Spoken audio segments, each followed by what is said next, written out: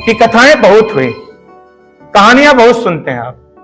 किताबों में हमारे तमाम ऐसे महापुरुषों की जीवनियां होती है जिसे हम पढ़ते तो हैं पर आत्मसात नहीं करते, जिसे हम देखते तो हैं, पन्नावार पलटते जाते हैं। हमारे महापुरुष कबीर, नानक, गुरु जितने भी आए, जितने लोग हमें सिखाने के लिए आए, हम सबको पढ़े, लेकिन हमने जीवन में नहीं उतारा। अगर जीवन में नहीं उतारा तो पढ़ने का कोई मूल्य नहीं है। हम तमाम कहानियों को सुना है। हमारे जीवन में सबसे बड़ी चुनौती आज के दौर में यूथ को सही रास्ते पे ले आना है। ये बहुत चुनौती है कि यूथ को हम सही दिशा दिखाएं। जो भटकाव के क्रम में हमारा यूथ है, यूथ में नौजवान आप सब, अगली कड़ी में आप सब हैं। ये क्लास 9 से 12 का सेमिनार है। कक्षा 9 से 12 तक के बच्चियां यहाँ बैठे हैं। आप जरा सोचो कि क्या किसी ग्रंथ में, किसी किताब में महापुरुषों ने ये बताया है क्या कि माँ बाप का निरादर करना? महापुरुषों ने कभी बताया है क्या कि माँ बाप के सम्मान में मत कुछ कहना या सम्मान में उनके अपने जीवन को मत लगाना? जब महापुरुषों ने ये कहा है कि माँ बाप की सेवा करना, बड़ों का आदर करना, माँ बाप की बात का निरादर मत करना, माँ बाप के बताए हुए रास्तों पे चलना, माँ बाप जो कह दिया वो पत्थर की लकीर मानना, तो फिर अगर आप नहीं कर रहे हैं तो फिर आप किसको पढ़ रहे हैं? ये सबसे बड़ी चुनौती आज के दौर में कि माँ बाप या गुरुजनों की बात, बताई हुई बात को अक्षर से आप अमल नहीं कर रहे हैं तो फिर किसे अमल कर रहे हैं? ये बहुत बड़ी चुनौती है कि आप किसे फॉलो कर रहे हैं। अगर आपको महापुरुषों ने सिखाया है, आपके आदर्श गुरुओं ने सिखाया है कि ऐसे करिए, इस लीक पे चलिए, आपका भला होगा, आपको ये करना है, जैसे कि आदेशित कर दे आपके माँ बाप, आपके गुरुजन, आपके बड़े अग्रज, कोई भी आदेशित कर दे कि ये करना है, फिर अगर आप कर रहे हैं तो बहुत बड़ी बात, आप फॉलो कर रहे हैं उनको। अगर आप मुकर गए, हट गए वहां से, या उनको नहीं सुना, अनसुना कर दिया, तो चिंता होगी आज के समाज के लोगों को, आज के माता पिता को, और हम सभी गुरुओं को चिंता होगी कि आप आखिर हमारी बात नहीं माने तो फिर किसे मान रहे हैं, और फिर वो कौन है जिसकी बात आप मान रहे हैं? ये चिंता का विषय है। जरा सोचो, हम बैक में चलते हैं, थोड़ी आदर्श की तरफ चलें, थोड़ी कहानियों के प्रति चलें। हम चले पीछे, और इसी समय आप सबको एक बात और बतानी चाहिए कि अयोध्या के राजा राम हुआ करते थे। कितने दिन, महज कम दिनों के राजा रहे। राजा बनने के पहले ही सन्यास हो गया, विदाई हो गई वनवास के लिए। एक तरफ घोषणा हुई कि अयोध्या के राजा राम होंगे, मुनादी हो गई पूरे अयोध्या में। ये कहानी कई तरह से आप सुनते हैं और अपने अपने राम अलग अलग रूप से आपको बताए जाते हैं। राम को कई रूपों में देखा जा सकता है। आप जिस रूप में आत्मसात करेंगे, जिस रूप में ग्रहण करेंगे, राम दिख जाएंगे। मैं आप में से ही आपको राम दिखाता हूं और उसका चरित्र वर्णन करता हूं, आप अर्थ लगाना कि हमारे कौन वाले राम हैं। मुनादी हो गई अयोध्या में, अयोध्या में मुनादी हो गई और कल राजा राम बनेंगे, घोषणा हो गई, तैयारी चल रही। सब खुश थे, सब खुश थे, कैकेयी भी खुश थी, क्योंकि उसके बड़े पुत्र राम को राजा बनना था। आज का दौर, राम ने भी कहा कि क्यों ऐसा कर रहे हैं पिताजी कि हम ही को ही राजा बना रहे हैं। दशरथ ने कहा कि नहीं, तू बड़ा है और लोग क्या कहेंगे, हमारी परंपरा यह है कि बड़े को ही राजा बनाया जाए, फिर सब छोटे भाई तुम्हारा सहयोग करेंगे। तो फिर कोई बात नहीं, ये पिता का आदेश था।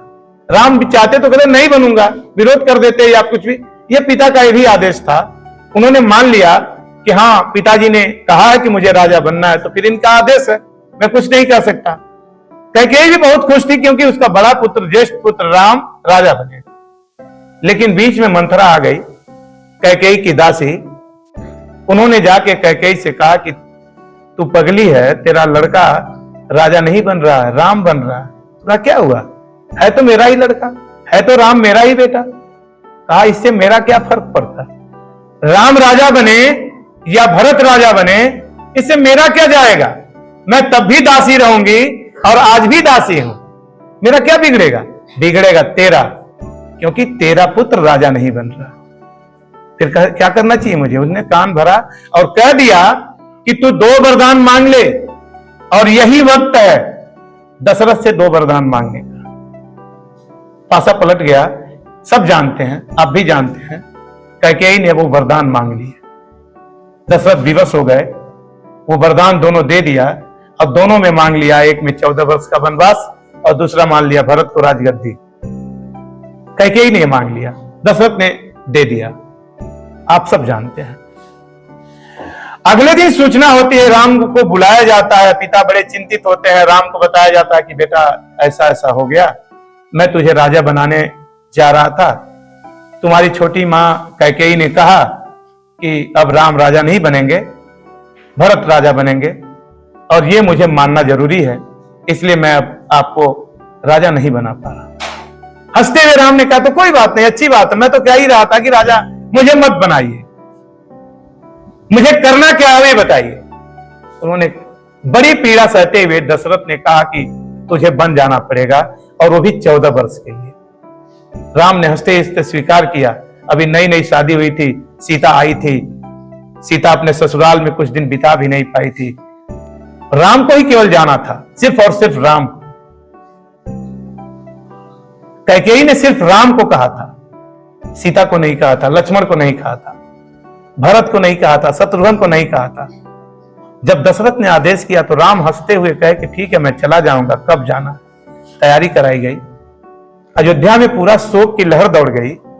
लोग ये कहने लगे कि ये क्या हो गया अयोध्या को, ये किसकी नजर लग गई अयोध्या को, अभी राजा राम बने ही नहीं और इनका वनगमन हो गया। लोग उलाहने देने लगे, दशरथ को कोसने लगे। दशरथ को तमाम बातें सुननी पड़ी, लेकिन वो प्रतिज्ञा थी, जो प्रतिज्ञा पूरी करनी थी, कैकेयी को देना था। राम निकलने लगे वन को तो सीता आके खड़ी हो गई कि मैं भी जाऊं, मुझे भी जाना है। तेरा तो वनवास नहीं हुआ था, तू क्यों जाएगी? मैं अपने नारी धर्म को निभाऊंगी, मैं भी जाऊंगी। सीता साथ चल दी, राम के साथ लक्ष्मण चल दिया। वो कहा कि मैं भाई हूं, छोटा हूं, मैं किसका सेवा करूंगा? मैंने व्रत लिया है कि अपने बड़े भाई का सेवा करूंगा। ये कहानी सिर्फ राम की कहानी नहीं है, ये कहानी आपके जीवन की है। ये हर घर की कहानी है, और हर व्यक्ति को, हर भाई को सुनना चाहिए, हर बेटी को सुनना चाहिए। ये कहानी सिर्फ राम के भगवान होने का नहीं है। राम को भगवान बनाया किसने, और आपको भगवान बनाएगा कौन? ये कहानी इस पे डिपेंड करती है। लक्ष्मण भी ये कहते हुए कि मुझे जाना है, भाई की सेवा किस भाई की सेवा करूंगा, मैं आपकी सेवा कहां करूंगा, इसलिए मैं आपके साथ चलूंगा। निकल पड़े, वन को निकल पड़े, आदेश मान करके। राम चाहते तो कह देते कि मैं क्यों जाऊं वन में, नहीं राजा बनाएंगे, नहीं बनाइए। आज के दौर की बात और आज के दौर को देखो और तब के राम को देखो।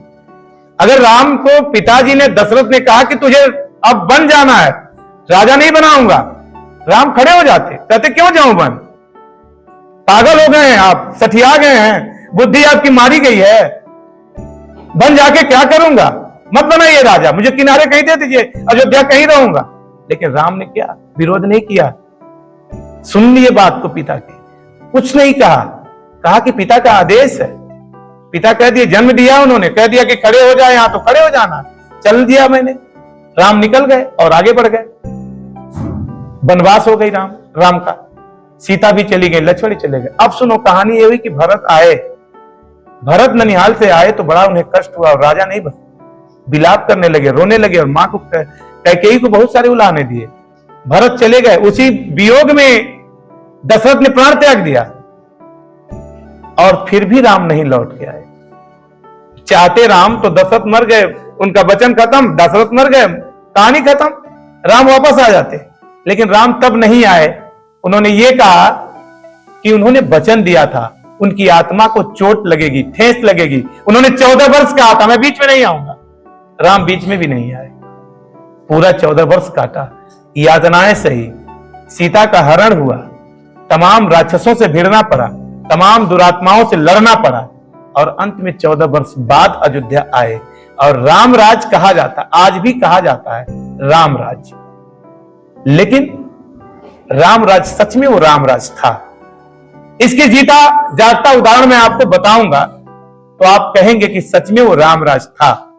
रामराज वो है और राजा वो है कि उसकी एक भी प्रजा कुछ भी कहे तो उस प्रजा की जबान न खींची जाए, उस प्रजा की जुबान न काटी जाए, उस प्रजा की बातों का सम्मान किया जाए, उस प्रजा की बात का वेट दिया जाए। राजा और कहां रंक और कहां राजा। अगर राजा को सीधे एक प्रजा अटैक किया, कुछ कहा, तो राजा उस बात को सिरोधार्य किया, राजा उस बात को माना। यह है रामराज। और इसका जीता जागता उदाहरण यह है, जब सीता अयोध्या आई लंका से, जब वो राम लेके आए, तो एक गांव का, अयोध्या का एक धोबी जिसको कहते हैं, उन्होंने क्लेम कर दिया, कोट कर दिया, सीधे कह दिया कि अयोध्या तो लंका से घूम के आई और उसी को राम ने अपना लिया। तो राम ने परित्याग कर दिया। यह है रामराज, है कि नहीं? ये रामराज। राम यानी राजा थे, अयोध्या के राजा थे। कोई कुछ भी कहे जबान खींच लेंगे। कैसे बोल दिया तुमने? कैसे राजा के खिलाफ आवाज उठाई? तुम कैसे बोल सकते हो? अगर कोई राजा के खिलाफ सच बोल रहा है और अगर उसको बोलने नहीं दिया जा रहा, तो ये रामराज नहीं। आपके खिलाफ अगर आपकी प्रजा आवाज उठा रही है, तो ये है राम। राम जिसने तमाम असुरों को संहार किया, जिसने इस धरती के पाप को हटाया, जिसने इस धरती के तमाम आसुरिक शक्तियों को हटाया, उसे राम कहा गया। और राम, हम तो सिर्फ राम को एक इंसान मानते हैं, एक आदर्शवादी इंसान, एक मर्यादा पुरुषोत्तम इंसान, पुरुषों में सबसे उत्तम, मर्यादित। और मर्यादित कैसे? जिसने अपने माता पिता के, अपने गुरुजनों की बात को माना, जिसने, राम चाहते तो बिना गुरु के आदेश के ही चले जाते, धनुष तोड़ के चले आए होते, लेकिन उन्होंने विश्वामित्र को देखा कि कब इशारा कर रहे हैं। इसलिए ऐसे शिष्य बने कि राम के पद चिन्हों पे चलें, अपने बड़े भाई होने का गौरव निभाएं, अपने छोटे भाई को भाई समझें और वो हर बेटी अपने आप को मर्यादा के पद चिन्हों पे ले जाए। सीता जो एक आदर्श, एक राजघराने से आई थी, कांटों पे चली थी, मुसीबतों के बाद आज सीता को पूजा जाता है। हम सिर्फ और सिर्फ यही जानते हैं कि अयोध्या में राम का जन्म हुआ, 4 भाई थे और वो अच्छा कार्य किए, बेहतर कार्य किए, आदर्शवादी रहे। उन्होंने अपने जीवन को त्याग के पद चिन्हों पे चलाया, माता पिता की बात को माना, इससे मर्यादित हो गए। लोग उन्हें भगवान कहने लगे। हम उन्हें चाहे भगवान कहें, इंसान कहें, लेकिन एक आदर्शवादी व्यक्तित्व के धनी थे राम, और वही व्यक्तित्व सीता का भी था। इसलिए प्रासंगिक हैं, इसलिए माने जाते हैं, इसलिए जाने जाते हैं। तो आप सबके जीवन में राम बड़े महत्वपूर्ण हैं। उनके पद चिन्हों पे चलिए, उनके आदर्शों को अपनाइए और माता पिता की बात को उसी तरह मानिए जिस तरह से राम ने माना था। बहुत बहुत धन्यवाद। आज इससे ज्यादा कुछ नहीं।